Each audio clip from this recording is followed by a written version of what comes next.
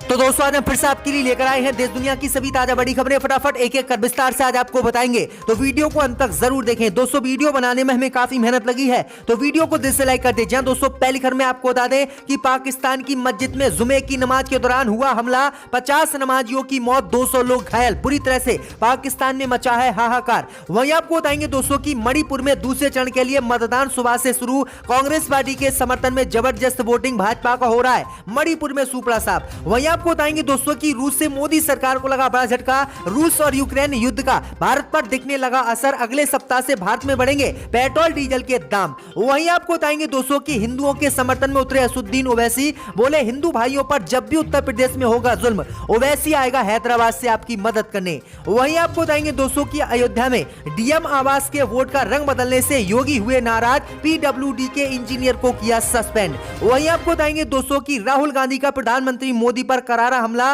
मोदी को बताया मगरमच्छ पकड़ने वाला व्यक्ति। तो दोस्तों सभी खबरों को आपको एक एक कर बताने वाले हैं। वीडियो को लाइक कर चैनल को सब्सक्राइब कर दें और हमें कमेंट में बताएं कि आपके जिले किस राज्य से हमारी खबरों को देख रहे हैं। इसी बीच पर तो दोस्तों अगली खबर की ओर, तो पाकिस्तान में नमाज के दौरान मस्जिद पर हुआ हमला, 57 नमाजियों की मौत, 200 जख्मी। जी दोस्तों आपको बता दें कि पाकिस्तान के उत्तर पश्चिम शहर पेशावर में जुमे की नमाज के दौरान एक शिया मस्जिद में हमला हुआ है। इस हमले में कम से कम 57 नमाजियों की मौत हो गई है और तकरीबन 200 लोग जख्मी हो गए हैं। पाकिस्तान का ये सबसे अशांत प्रांत है और ये अफगानिस्तान की सरहद से लगता है। इस अशांत प्रांत में सबसे घातक हमलों में से एक हमला ये बताया जा रहा है। अस्पताल में आपातकाल पाकिस्तान की सरकार घोषित कर दिया है और छुट्टी पर गए डॉक्टरों को ड्यूटी के लिए वापस बुला लिया गया है। अधिकारियों ने बताया है कि कुछ घायलों की हालत नाजुक बताई जा रही है, जिनकी आने वाले समय में मौत भी हो सकती है। वहीं आपको बता दें कि एक बचाव अधिकारी ने बताया है कि विस्फोट किस्सा ख्वानी बाजार इलाके में स्थित जामिया मस्जिद में उस वक्त हुआ है जब लोग जुमे की नमाज अदा कर रहे थे। तो ये बड़ी अपडेट आई दोस्तों की पाकिस्तान में किस तरह से अब नमाजियों को भी नहीं बख्शा जा रहा है। इससे पहले कई हमले अफगानिस्तान में भी ऐसे ही हुए थे। इसी बीच पर तो दोस्तों अगली खबर की ओर, तो मणिपुर से भाजपा को लगा बड़ा झटका। मणिपुर में दूसरे चरण के मतदान में कांग्रेस पार्टी को जबरदस्त बढ़त, भाजपा का हो रहा है नुकसान। जी दोस्तों आपको बता दें कि मणिपुर में विधानसभा चुनाव के दूसरे और अंतिम चरण के लिए मतदान सुबह से ही शुरू हो गया है। इस चरण में भाजपा का सुपड़ा साफ होता हुआ दिखाई दे रहा है। दरअसल आपको बता दें कि मणिपुर में सुबह से ही कांग्रेस पार्टी के समर्थन में जबरदस्त वोटिंग हो रही है। वहीं आपको बता दें कि मणिपुर में आज 6 जिलों की 22 विधानसभा सीटों पर मतदान हो रहा है, जिसमें 92 उम्मीदवारों का आज भविष्य जो है मतदाता तय करेंगे। तो बड़ी अपडेट आई दोस्तों की भाजपा का मणिपुर में सुपड़ा साफ हो सकता है और कांग्रेस पार्टी की सरकार बन सकती है। इसी बीच पर तो दोस्तों अगली खबर की ओर, तो उत्तर प्रदेश में हिंदुओं के समर्थन में उतरे असुद्दीन ओवैसी, कहा हिंदू भाइयों पर जुल्म हो तो मुझे पुकारना, हैदराबाद से दौड़ा चलाऊंगा। दोस्तों आपको बता दें कि यूपी के मुबारकपुर में एक जनसभा को संबोधित करते हुए भाजपा पर असुद्दीन ओवैसी ने कड़ा हमला बोला। असुद्दीन ओवैसी ने कहा कि सदन में 540 सदस्यों में से केवल एमआईएम के 2 सांसद हैं और इनमें से जब ओवैसी खड़े हो जाते हैं दलितों, पिछड़ों और बेबस लोगों की बात करने के लिए, तो भाजपा के 306 एमपी कहते हैं कि ओवैसी बैठ जाओ। उन्होंने हिंदू वोटरों को लेकर कहा कि अगर आपको कभी भी कोई समस्या हो, अगर कोई भी हिंदू भाइयों पर जुल्म करता है तो आप मुझे पुकारिएगा, मैं हैदराबाद से आपके हक की लड़ाई लड़ने के लिए उत्तर प्रदेश दौड़ा चलाऊंगा। ओवैसी ने कहा है कि वे संविधान बचाने की लड़ाई के लिए, दलितों के हक की लड़ाई के लिए हमेशा साथ खड़े रहेंगे। ओवैसी ने कहा है कि बीजेपी सिर्फ हिंदू मुसलमान के नाम पर वोट मांगती है और बाद में किसी का कोई काम नहीं करती है और हिंदू भाइयों पर भी जुल्म होता है। इसी बीच पर तो दोस्तों अगली खबर की ओर, तो रूस से मोदी सरकार को लगा बड़ा झटका। रूस और यूक्रेन जंग का भारत पर दिखने लगा असर, अगले सप्ताह से बढ़ेंगे पेट्रोल और डीजल के दाम। दोस्तों आपको बता दें कि रूस यूक्रेन जंग से मोदी सरकार को आज बड़ा झटका लगा है। रूस और यूक्रेन के बीच पिछले एक सप्ताह से जारी जंग के बीच भारत के लिए झटके वाली खबर सामने आई है। अगले सप्ताह तक भारत पर यूक्रेन और रूस के युद्ध का असर दिखने लगेगा। दरअसल आपको बता दें कि अगले सप्ताह से पेट्रोल और डीजल के दाम भारत में बढ़ सकते हैं। मुद्रास्फीति के बारे में बढ़ती चिंता के बीच सरकारी अधिकारियों का यह कहना है। सरकारी अधिकारियों का कहना है कि भारत में पिछले 4 महीने से पेट्रोल और डीजल के दामों में वृद्धि नहीं हुई है, लेकिन अब रूस और यूक्रेन के बीच जो हमला हुआ है उससे भारत पर बहुत बड़ा असर पड़ रहा है और भारत का बहुत बड़ा नुकसान हो रहा है। और रूस यूक्रेन की जंग के चलते अगले सप्ताह से भारत में पेट्रोल डीजल के दाम बढ़ सकते हैं, क्योंकि कच्चे तेल के दामों दामों की कीमतें भी बढ़ गई हैं। तो ये बड़ी अपडेट आई दोस्तों, मोदी सरकार को बड़ा झटका यूक्रेन रूस से इसी लगा है। तो दोस्तों अगली खबर की ओर, तो राहुल गांधी का प्रधानमंत्री मोदी पर करारा हमला, कहा बचपन में मगरमच्छ पकड़ने वाले काशी की गंगा में तैर भी नहीं पा रहे हैं। जब दोस्तों आपको बता दें कि उत्तर प्रदेश विधानसभा चुनाव को लेकर फूलपुर स्थित मिडिल स्कूल में जनसभा को संबोधित करने पहुंचे कांग्रेस नेता राहुल गांधी ने आज प्रधानमंत्री मोदी पर करारा हमला बोला। राहुल गांधी ने कहा कि 2014 में भाजपा के हर भाषण में महंगाई, बेरोजगारी, किसानों की आय दोगुनी करने और काले धन को वापस लाकर हर भारतीय के खाते में 15 लाख देने की बातें होती थी, लेकिन अब वह ना तो महंगाई की बात करते हैं, न रोजगार की बात करते हैं, और किसानों का हसर तो देखा आपने दिल्ली में क्या हुआ था। राहुल ने सवाल किया है कि कितनों के खातों में 15 लाख रुपए पहुंचे।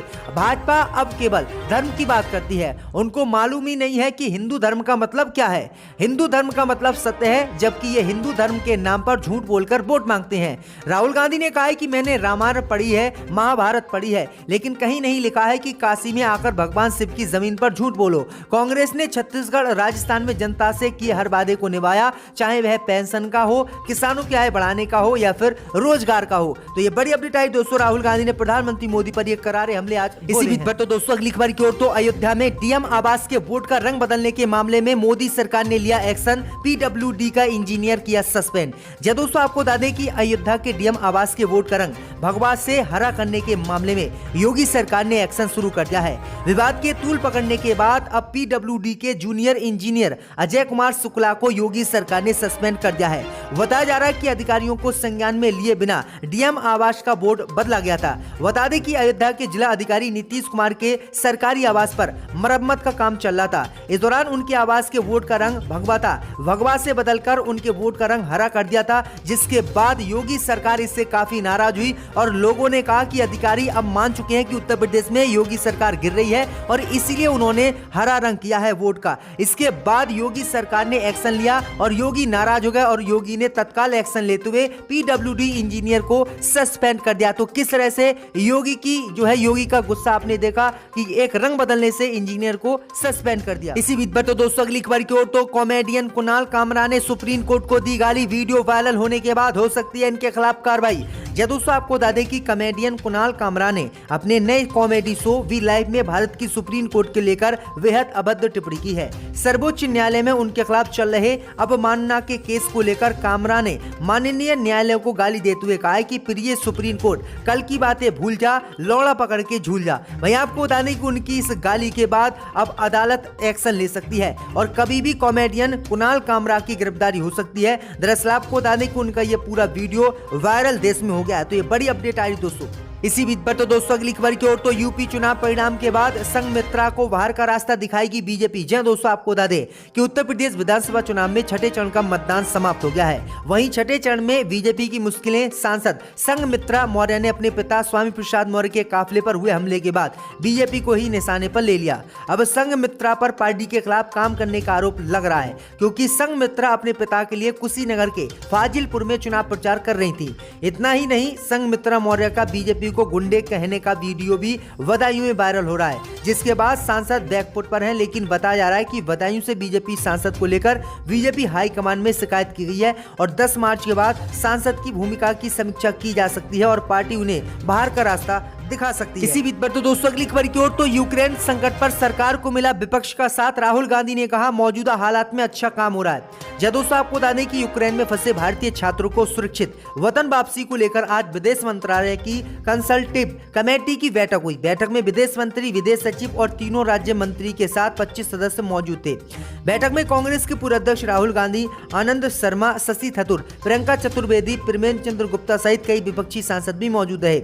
आज की बैठक लगभग 2.5 घंटे चली। सरकार की तरफ से बैठक में विदेश मंत्री और विदेश सचिव ने प्रेजेंटेशन देकर सभी सदस्यों को फंसे छात्रों के इवैक्यूएशन प्लान समझाया।